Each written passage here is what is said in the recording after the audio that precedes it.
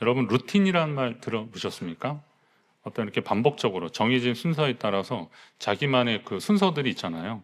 그리고 어떤 일상적인 행동이나 원칙들 이런 것들이 이제 루틴이라고 합니다. 사람들은 저마다 대부분 자기만의 루틴들이 있습니다. 특세 때 자녀들 깨워서 함께 참여한 분들의 이야기를 들으면 아주 속이 터진다고 합니다. 일어나는 데만 해도 꽤 시간이 걸리는 거예요. 깨우고 나는 씻고 딱 보면 아직도 누워있고 그래서 막 얘 깨우고 그럽니다. 세수하고 로션 바르고 또 옷을 좀 미리 챙겨놓지 또 막 이거 입을까 저거 입을까 막 그러고 또 신발장 앞에서 또 신발을 막 이거 신었다 벗었다 계속 하는 거 보면 결국은 이제 지각을 한 거죠. 근데 또 막 화를 내면 나 내일부터 안 가 막 그럴까 봐 또 그냥 또 꼭 참고 그랬다는 겁니다.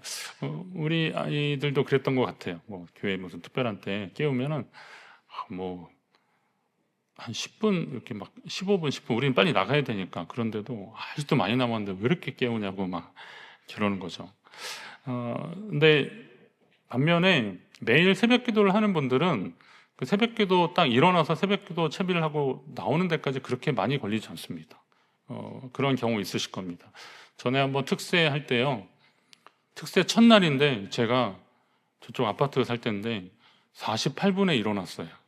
아내도 깜빡하고 저도 그렇고 그래서 어떻게 해요? 그래가지고 막 나 지금 가니까 찬송 한 곡 도착 안 하면 한 곡 더 부르라고 우리 부목사님들은 막 문자 보내고 그런데 딱 5시에 제가 도착했습니다. 예배는 잘 드렸습니다. 그러니까 매일 같은 일을 하니까 똑같은 일을 계속 반복하고 그러니까 이제 나름 이렇게 노하우가 다 있는 거죠. 여러분에게는 어떤 루틴이 있습니까? 사실 하루를 여는 루틴이 그 사람의 삶의 질을 결정한다고도 합니다. 어떤 분은 출퇴근길에 이제 지하철에서 영어 공부를 꾸준히 했더니 자기 실력이 꽤 늘었더랍니다. 그렇습니다. 이처럼 꾸준한 루틴이 일상적인 부분에서도 자기 성장이 일상적인 부분에서 자기 성장이 가능하듯 이왕이면 영적인 루틴을 가지면 이 성도의 믿음이 더욱 성장하고 성숙할 수 있다는 것입니다. 하나님은 이스라엘이 광야 생활이 끝나고 가나안에 이제 들어가기 전에 이제 정복 전쟁을 앞두고 있는 그런 시점에서 모세를 통해서 영적 루틴을 다시 한번 상기시켜 주십니다. 이게 새로운 것은 아니고 출애굽기에 보면 출애굽기 29장에 보면 시내산 위에서 하나님이 그 백성에게 오늘 같은 그런 말씀을 주긴 하셨습니다. 그러니까 그 말씀을 다시 한번 모세를 통해서 상기시키시는데 바로 상번제입니다. 상번제. 그 핵심은 아침에 한 번, 저녁에 한 번 끊이지 않고 계속 드리는 번제를 말하는 겁니다. 상번제는 단순한 제사 규정이 아니라 하나님과의 관계가 날마다 새롭게 시작되고 또 매일 삶 전체를 하나님께 드린다라고 하는 백성의 믿음의 고백과 같습니다.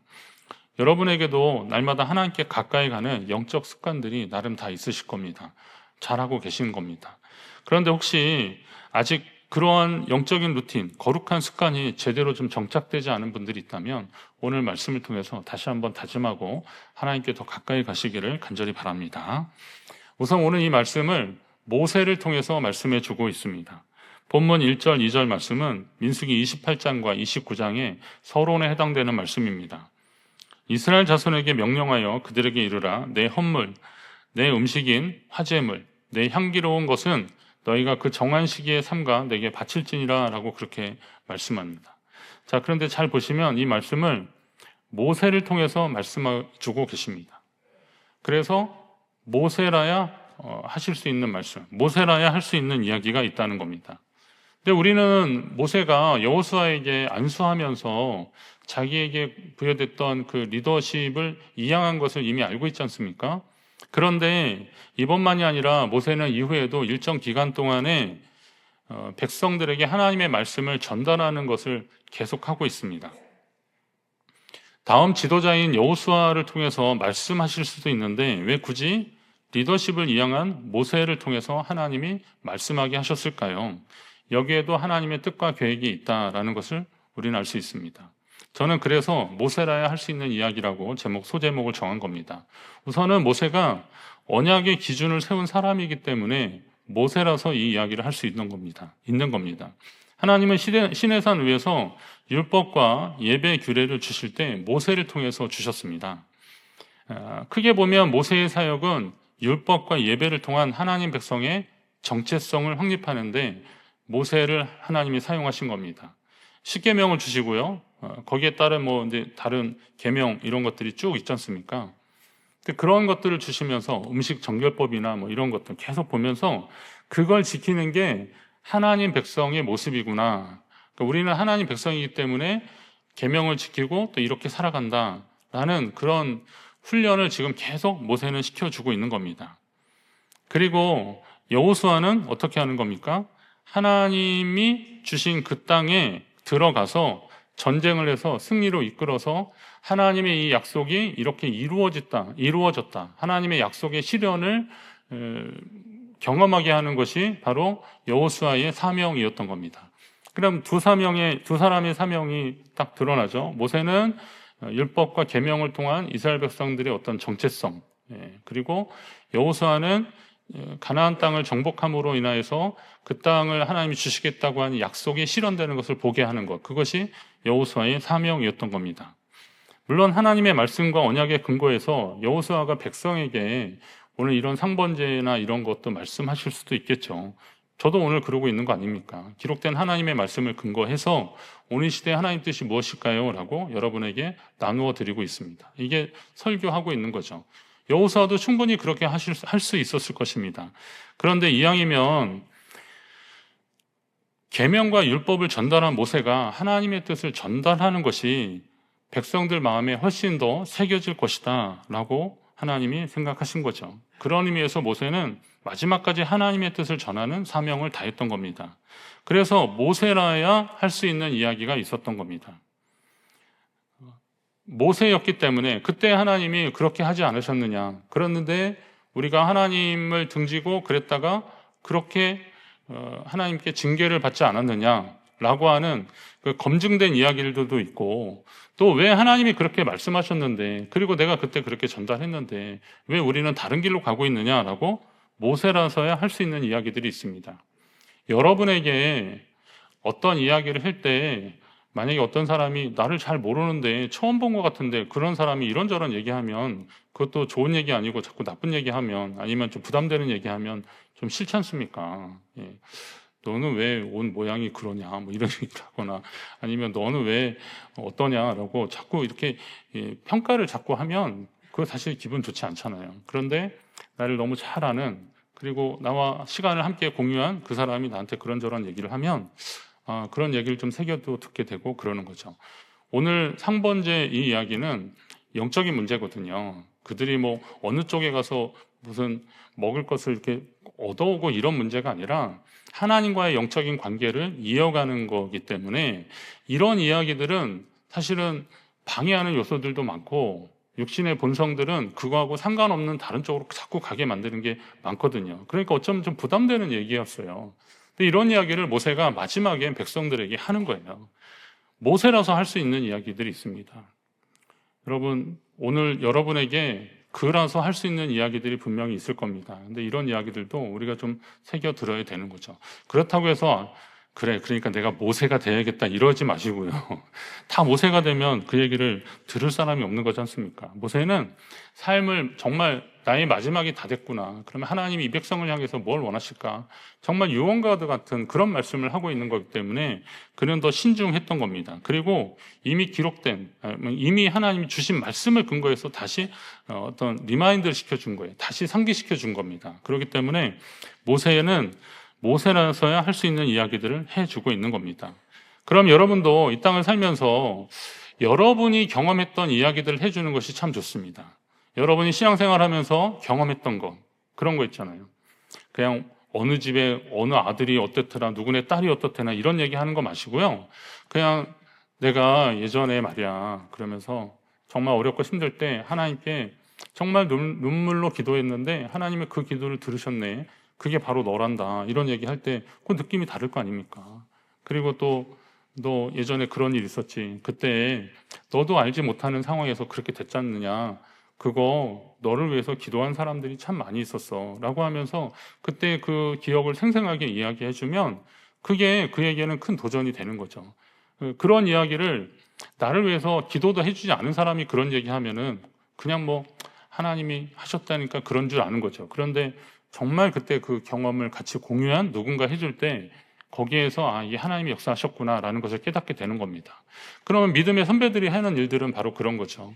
우리가 이전에 경험했을 때 하나님의 역사, 하나님의 인도하심 분명히 여기에 있다. 그런 것을 말해주는 것이 바로 모세라야 할 수 있는 이야기들을 하는 것과 같은 원리인 겁니다.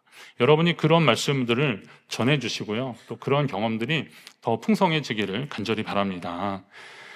모세를 통해서 알려주신 상번제가 뭐냐면 몇 가지 이제 의미가 있습니다. 이 상번제는 몇 가지 의미가 있는데 우선은 우리의 매일을 원하시는 하나님의 마음입니다. 매일매일 우리의 그 매일을 원하시는 하나님의 마음.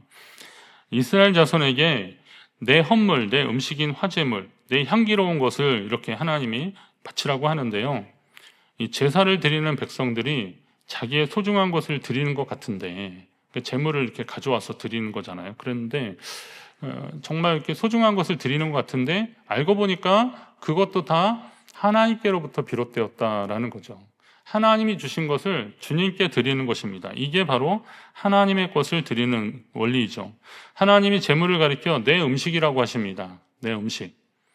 그러니까 하나님이 드실 음식 이런 정도를 떠나서 아무려면 하나님이 좀 배가 고파서 음식 가져오라고 그러셨겠어요. 그게 아니라 음식은 같이 이렇게 나누는 거죠. 밥상에서 한 테이블에서 이렇게 같이 나눌 때 그 사람을 인정해 주는 겁니다. 그의 인격과 그의 삶과 그를 존중해 주는 겁니다. 그런 원리. 그러니까 하나님이 그 음식을 통해서 그 소제, 곡식의 제사 있잖아요. 그걸 함께 나누자라고 하시는 거죠. 우리를 매일 그렇게 초대하고 계시는 겁니다. 우리를 매일 만나서 교제하길 원하시는 것이 하나님의 뜻입니다. 어느 그 집사님 가정에는 이렇게 아침에 막 출근하는 시간이 다르고 아이들도 빨리 가고 막 그러니까 이게 시간이 안 돼가지고 적어도 일주일에 한 번은 같이 밥 먹는 시간을 갖자. 예전에는 그냥 저녁에 다 한 상에 둘러앉아서 먹고 그랬는데 요즘은 그러기도 쉽지 않은 거예요. 학원 갔다 오고 뭐 그러니까. 그래서 일주일에 한 번은 그렇게 하자. 그렇게 해가지고 주말 아니면 주일 이렇게 해가지고 이렇게 하신다 그러더라고요. 밥을 먹으면서 뭐 특별한 얘기 하겠습니까? 그런데 밥을 먹으면서 뭐 그간에 있었던 이런저런 이야기들을 하면서 우리가 식구구나라는 것을 확인하는 거예요. 그러니까 하나님 안에서 하나님이 내 음식이라고 하신 거기에는 그런 의미가 있는 거죠. 그리고 음식은 또 매일 먹지 않습니까? 그러니까 그런 우리의 매일을 요구하시는 하나님, 또 하나님께 이 제사를 드릴 때도 우리가 편리할 때가 아니라 정한 시기에 바치라고 하십니다. 정한 시기. 내가 편리에 의해서 하는 것이 아니라 하나님께 정한 시간들이 있어요. 오늘 주일 11시 예배지 않습니까? 그러면 보통은 이 시간에는 거의 3부 예배 드리는 분들은 거의 3부 예배를 많이 드리잖아요. 특별한 일이 있는 분들은 1부나 2부 드리기도 하시는데 그 나름대로의 자기 그 시간들이 있습니다. 이건 하나님께 정한 시간들입니다. 근데 이런 시간들이 가급적이면 하나님 앞에 잘 드려지려고 노력을 하셔야 한다는 겁니다. 그건 예배의 중심이 하나님이시기 때문에 그렇습니다. 다음으로 아침과 저녁에 드리라고 그러십니다. 아침과 저녁으로 드리라는 것은 하루를 드린다는 겁니다. 1년 되고 흠없는 순양을 매일 2마리씩 상번제로 드리되 한 마리는 아침에 한 마리는 해질 때 드리라. 자, 그러니까 매일 어떻게 양을 한 마리 2마리씩 어떻게 드려 막 이럴 텐데 이건 좀 아셔야 되는 게 이거는 상번제는 가정에서 드리는 제사가 아니에요. 물론 뭐 욥이나 이렇게 넉넉한 사람들은 그렇게 할 수 있었는데 일반적인 사람들은 그건 어려운데 이건 성막에서 하나님께 드리는 상번제를 말하는 겁니다. 그런데 그것은 그들이 뭐 레위인들이 독자적으로 그냥 드리는 게 아니라 그것은 백성을 대표해서 드리는 거고 제사장이 백성을 대표해서 하나님께 드리는 거기 때문에 이것은 이스라엘 모든 백성이 드리는 제사와 같다는 거죠. 그래서 이 상번제 시간에는 지금 하나님께 우리가 제사 드리는 시간이다. 하나님께 모이는 시간이다라는 것을 꼭 기억하라는 거죠. 그렇기 때문에 아침과 저녁으로 드리라는 것은 하루를 드리라는 겁니다. 당연히 아침에 눈을 뜰 때 하나님을 기억하고 오늘 하루를 주님께 맡깁니다 라고 하겠죠. 그리고 하루를 마감할 때는 오늘 하루 지켜주셔서 감사합니다 라고 하는 겁니다. 여러분 연초나 연말에 그런 기도 하잖아요. 송구영신 예배 때 땡 하면 이제 새해 복 많이 받으세요 막 이런 인사도 하지만 하나님 우리에게 새날을 주셨구나. 송구영신 예배가 보내고 맞이하는 시간들 아닙니까? 그런 시간에 우리가 이왕이면 하나님께 모여서 이 시간을 마지막 시간과 첫 시간을 하나님께 드리려고 그렇게 모이지 않습니까? 근데 아침에 주님을 만나고 또 저녁에도 주님께 이것을 마무리하는 거죠. 감사의 고백으로 하루가 마무리되는 것입니다. 또한 상번제는 내 삶의 전부를 부어드리는 헌신과도 같습니다. 아침과 저녁에 번제를 드릴 때 소제를 드리고 그리고 여호와께 독주의 전제를 부어 드릴 것이며 그랬습니다. 자, 여호와께 독주의 전제를 부어 드린다는 것은 이 전제는 많이 들어보셨을 겁니다. 그 희생 제물에 포도주를 이렇게 부어 드리는 겁니다. 근데 독주는 이게 뭐 알코올 도수가 높은 그런 게 아니라 그냥 관리적으로 보면 포도주 말고 과일주, 과실주 같은 걸 그냥 독주라고 그렇게 표현한 겁니다. 자, 이거를 하나님께 부어 드리는 겁니다. 나의 가장 소중한 것, 생명까지 기쁨으로 아낌없이 하나님께 드린다라고 하는 전적인 헌신을 의미하는 겁니다. 전제에 대한 정확한 의미와 사용은 바울이 쓴 편지에 있습니다. 디모데후서 4장에 보면 전제와 같이 내가 벌써 부어지고 이렇게 표현이 있습니다. 나의 떠날 시각이 가까웠도다. 나는 선한 싸움을 싸우고 나의 달려갈 길을 마치고 믿음을 지켰으니. 바울이 이런 표현을 하는데요. 자기 삶을 돌아보면서 내 생애가 하나님의 예수 그리스도의 복음을 전하는데 평생 하나님 앞에 바쳐졌다. 그런 의미에서 전제로 부어드렸다라고 하는 그러한 고백을 하게 되는 겁니다. 여러분의 인생이 하나님께 전제로 드려지기를 간절히 바랍니다. 목사님만 그러라는 게 아니에요. 여러분의 생애가 저는 목사로서의 저의 그 직무가 있는 것이고 여러분은 성도로서 또 삶의 자리에서 하나님께 맡은 사명들이 다 있는 겁니다. 이것을 위해서 열심히 최선을 다하는 게 전제로 부어드리는 그런 제사와 같은 것입니다. 하나님은 이 상번제에서 그 원리를 지금 우리에게 말씀해 주고 계십니다. 상번제를 오늘날의 개념으로 설명한다면 하루의 시작과 끝을 하나님께 드리자는 겁니다. 한번 따라하겠습니다. 하루의 시작과 끝을 하나님께 드리자. 할렐루야. 시작과 끝을 하나님께 드리십시오. 상번제는 성도에게 있어서는 영적 호흡과 같습니다. 숨이 끊기면 생명이 끊어지는 것 아니겠습니까? 아침 번제는 말하자면 이제 숨을 들이키는 거죠. 하나님이 하루를 시작하게 하시니까 숨을 쉰다라고 할 때 숨을 들이키는 겁니다. 그리고 저녁 번제는 내쉬는 겁니다. 자, 그러면 성도가 드리는 매일의 예배가 영혼의 호흡인 거죠. 들심이 있고 날심이 있는 것처럼. 아무리 성능이 좋은 스마트폰이라 하더라도 하루 종일 쓰면 배터리가 다 방전되지 않습니까? 그럼 어떻게 해야 돼요? 충전 도구에 이렇게 딱 놓거나 케이블 꽂아야 됩니다. 그래야 내일 또 쓸 수 있는 거죠. 오늘 우리가 하나님의 은혜로 잘 살았다면 마무리도 잘 하셔야 됩니다. 저녁 마무리를 잘 하십시오. 인생의 마무리도 중요하지만 하루의 마무리도 잘 하셔야 되는 겁니다. 그렇기 때문에 오늘 말씀을 통해서 그 상번제는 어떻게 할 수 있을까? 아침에 우리가 아무리 새 옷을 입었어도 저녁이 되면 그 옷이 막 오염되지 않습니까? 냄새도 배고 막 그렇습니다. 마찬가지로 인간은 하루만 지나도 죄와 염려의 먼지들 이런 것들이 다 쌓이게 마련입니다. 그래서 이것을 좀 털어내고 정리할 시간들이 필요한 거죠. 영적인 리프레시 시간이 좀 이렇게 환기를 시키고 그리고 다시 새로워지는 시간이 우리에게 필요하다는 겁니다. 그런 의미에서 여러분이 하나님 앞에 할 수 있는 일들을 한번 잘 점검해 보셔야 됩니다. 상번제는 요즘 표현으로 하면 하나님의 은혜 구독 서비스다 이렇게 보시면 됩니다. 뭐 구독 서비스 하시는 거 있잖아요. 예전에 신문 보셨는데 요즘 뭐 신문도 있지만 또 뭐 인터넷, 뭐 TV 이런 거 다 구독 서비스 아닙니까? 그렇잖아요. 일정한 금액을 내고 어떻게 보겠다라는 겁니다. 요즘은 뭐 정수기 이런 것도 있고 가전제품 렌탈해서 그걸 이제 구독 서비스라고 그렇게 합니다. 그게 끊이지 않는 게 중요한 거죠. 그러니까 하나님 앞에 이 은혜가 끊이지 않고 계속되도록 우리는 그런 노력들을 해야 된다는 겁니다.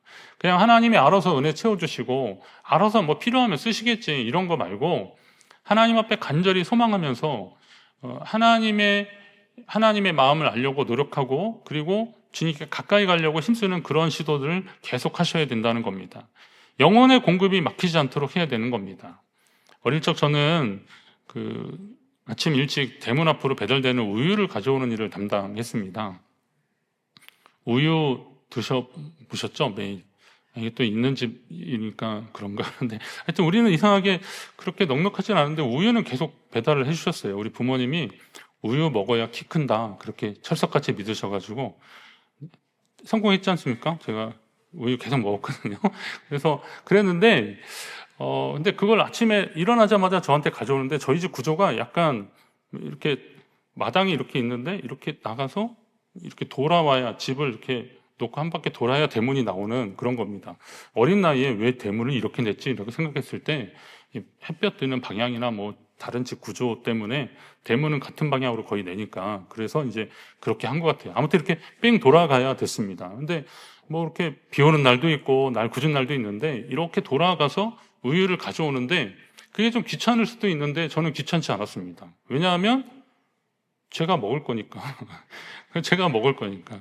서울 우유 아시죠? 이렇게 큰 거. 근데 그걸 제가 다 먹진 않지만 그걸 먹으면 저거 먹으면 내가 건강해지고 키가 큰다 생각하니까 약간의 수고 그거 별거 아닌 것 같더라고요. 그래서 이렇게 성공했습니다. 이렇게 됐는데요. 자, 매일의 상번제는 우리가 살아가는데 필요한 은혜가 중단되지 않도록 하는 즐거운 일이 분명합니다.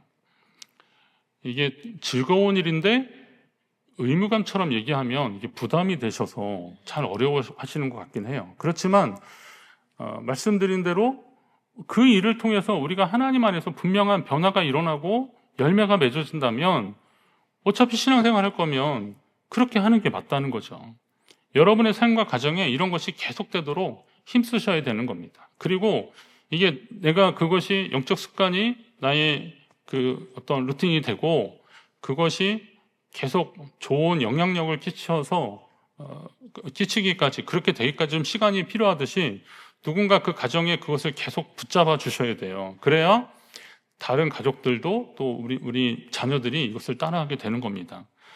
세계적인 바이올리니스트 파가니니가 뭐 유명한 사람이잖아요. 근데 어떤 사람이 물어봤어요. 선생님은 바이올린 연습을 하루에 얼마나 하십니까?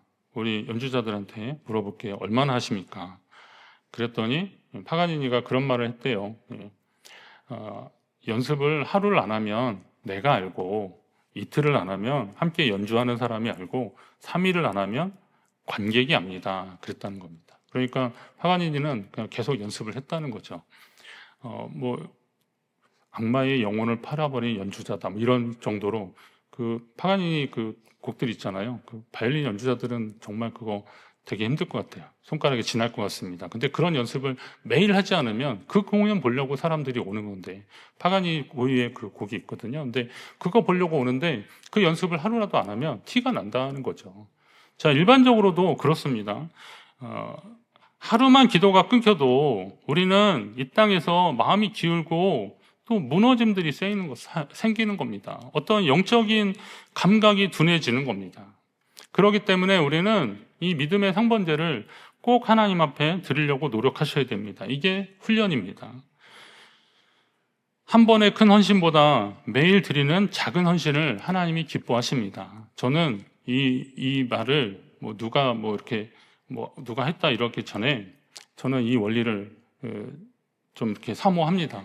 그러니까 한 번에 그냥 한 방에 인생 뭐 있어 한 방이지 저는 이런 거 별로 믿지 않습니다. 그냥 착실하게 서양 속담에 그런 거 있잖아요. 연습이 대가를 만든다 이런 것처럼 그냥 하루하루 꾸준히 하게 되면 거기에 하나님의 기름 부으심이 있는 겁니다. 상번제는 성숙한 성도들이 드리는 완성된 형태의 종교의식이 아닙니다. 상번제는 부담이 아니라 은혜의 장치라는 거죠. 제가 우유병 가져오는 거 좀 귀찮고 피곤해도 그거 가져오고 올 때의 어떤 즐거움, 설렘이 있는 것처럼 그래서 저를 시키신 것 같아요. 하여튼 누군가 가져와야 되니까. 그런데 이런 일을 함으로 인해서 우리가 하나님 안에서 분명한 변화가 일어나고 하나님의 은혜와 복을 계속 공급하신다라고 한다면 일부러라도 해야 되는 것 아니겠습니까?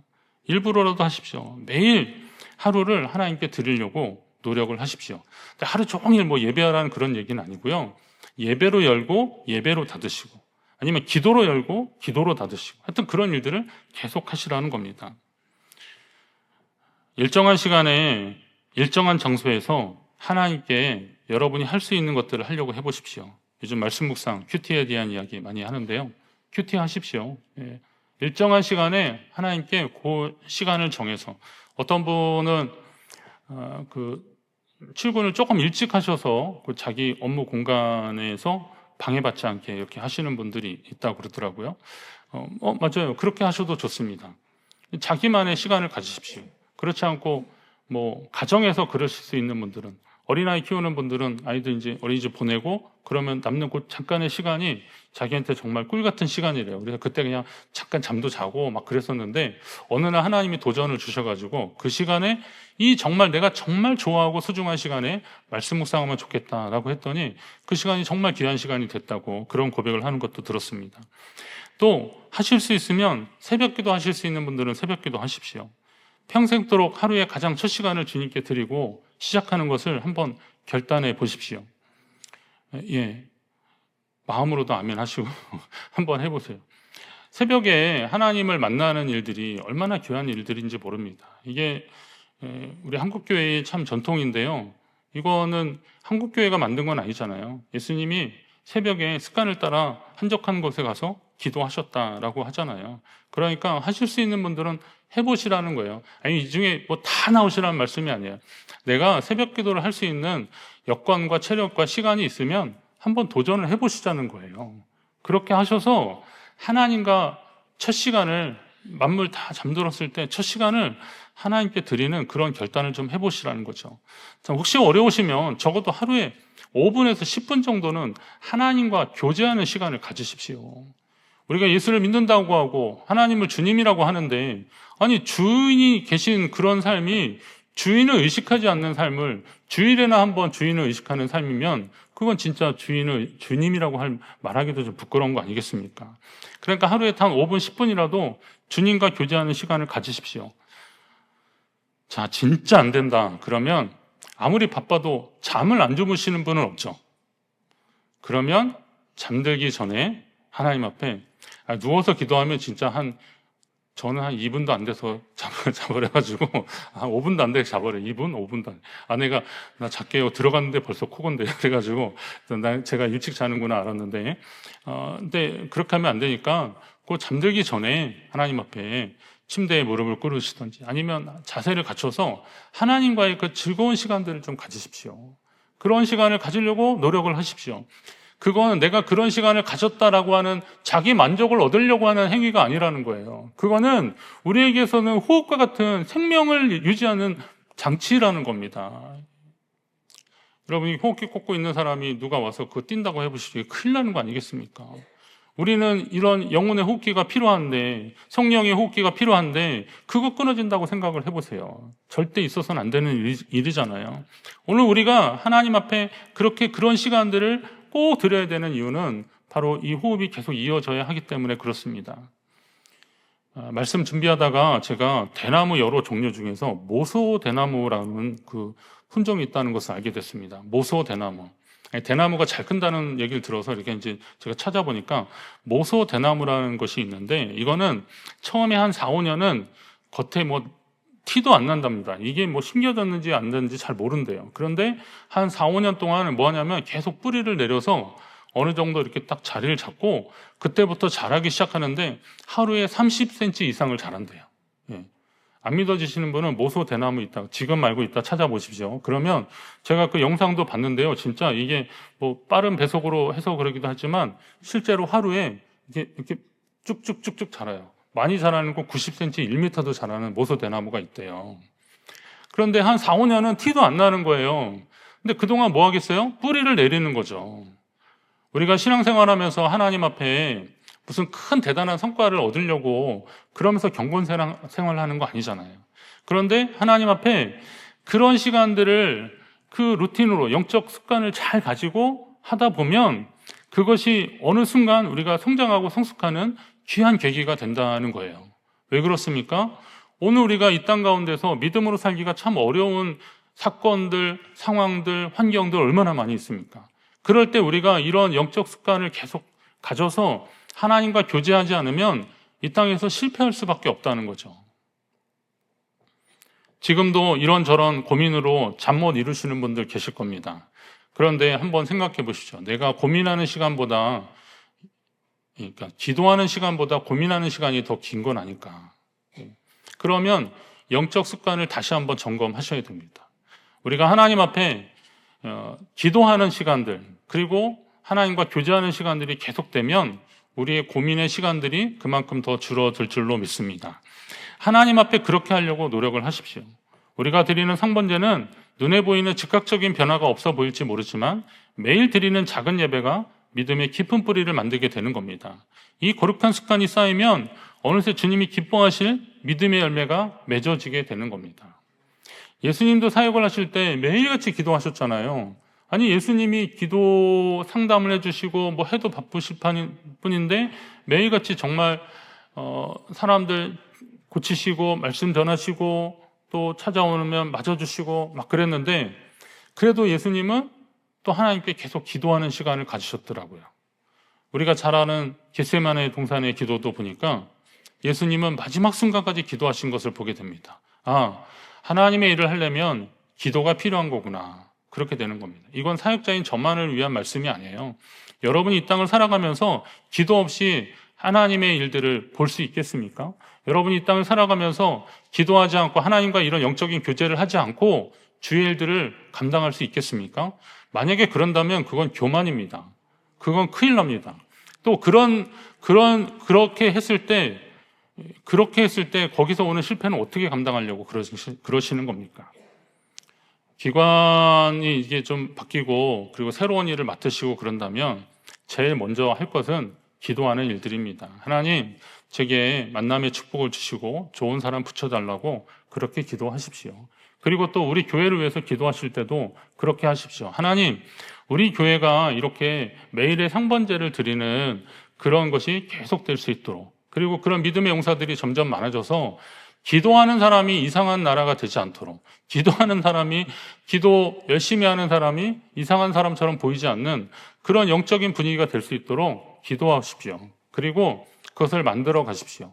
어린아이들이 이제 그 교회학교 이렇게 지나면서 중등부, 고등부하고 청년부 올라와서 우리가 이제 제가 그 기도하는 거에 대해서 계속 강조를 하긴 하는데, 성인 예배나 어른 예배 와서 통성 기도하는 거 되게 힘들어합니다.